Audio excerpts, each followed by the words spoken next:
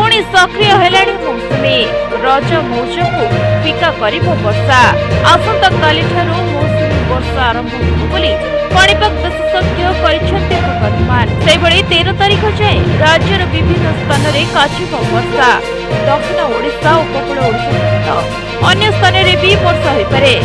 12 तारिख में मौसुमी सहित वर्षा आरंभ हो। अन्यपटे 16 रु 17 तारिख में उत्तर ओडिशा रे अधिक वर्षार संभावना अच्छी बोली सूचना मिली। तेबे सूचना अनुसार आज पुरी खोर्धा नयागढ़ गंजाम गजपति सोनपुर बौद्ध नुआपड़ा बलांगीर कलाहांडी कंधमाल नवरंगपुर रायगड़ा कोरापुट मालकानगिरी और मयूरभंज में घड़घड़ी सहित वर्षार संभावना रही।